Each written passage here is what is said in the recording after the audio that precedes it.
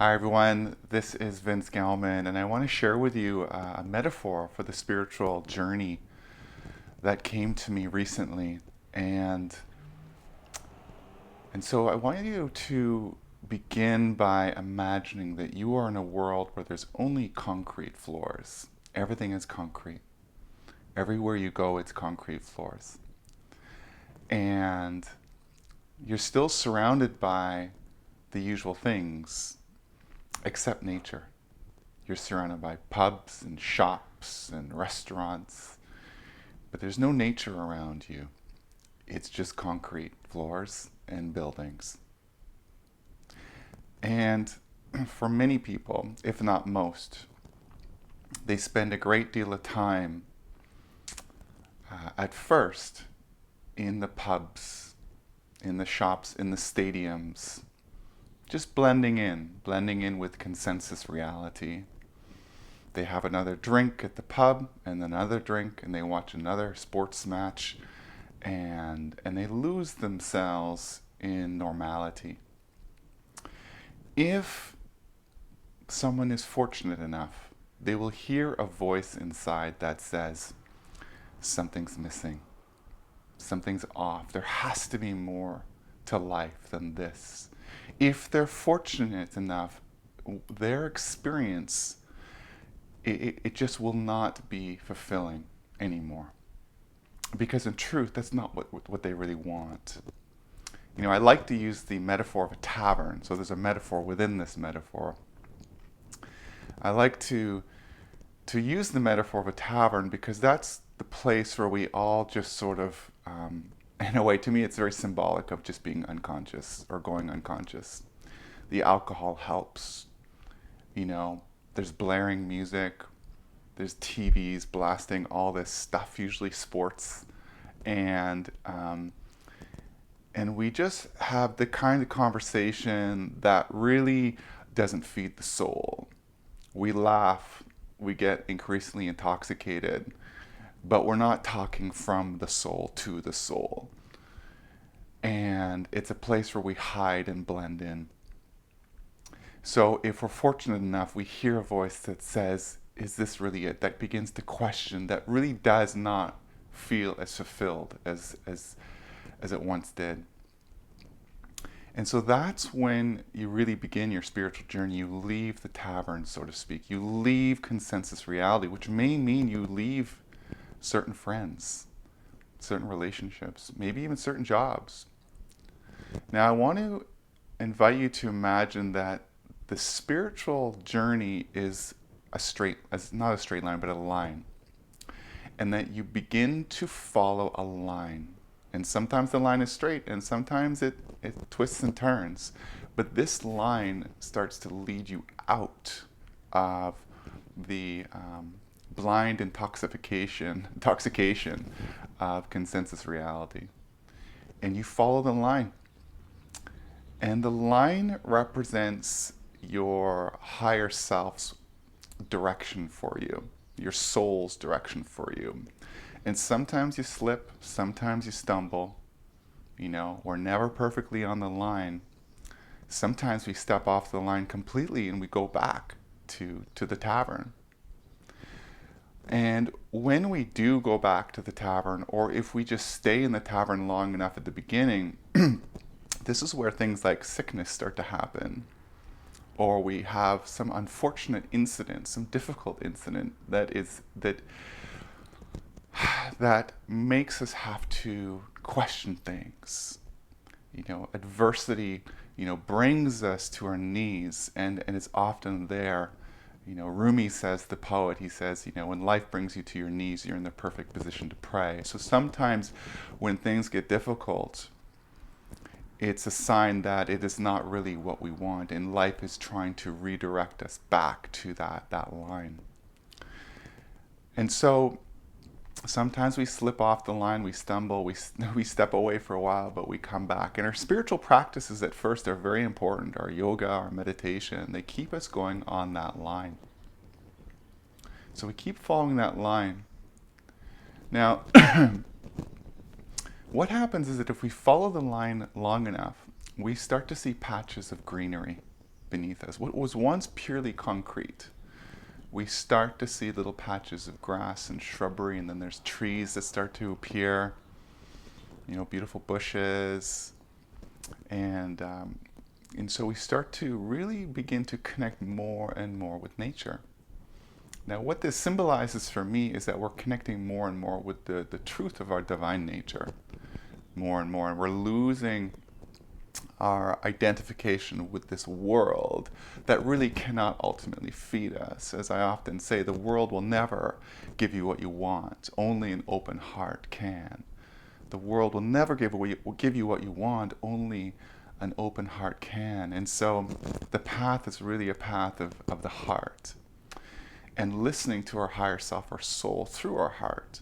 And so as we continue more and more along this path, we see more and more greenery. And we step further and further away from those things which once fed us, which could be relationships, again, jobs, certain activities, even foods that we once ate. We don't fit into that mold anymore. And as I tell people, and I say in my writing, that the more we feel, because the spiritual journey does demand us feeling, the more we feel, the less we fit in. The more we feel, the less we fit in. And so the spiritual journey is a journey of moving from fitting in to belonging. And that belonging comes from feeling a sense of deep kinship with our soul and with nature. And so we move further and further along this path, and there's more and more green, and more green, more and more nature, more and more trees, birds, ponds. And what happens is that the more that we go into that natural world, the line begins to fade. It fades and fades and fades. And the reason why it fades is because at first we need to have a path to lead us out. We have to have a path. But the more we follow that path, and the more we follow the guidance of our higher self, and the more our higher self anchors into our physiology, into our DNA, it's less about having a path and more about becoming the path. And that's a really important distinction. It's less about having a path and more about becoming the path. We become nature. I sometimes say to people, when you have a job, you go to work. But when you have a sense of purpose in the world, you are the work. So you become the path. And so you don't need that line. It fades and it fades and it fades until you are increasingly merging and merging to higher levels with your higher self.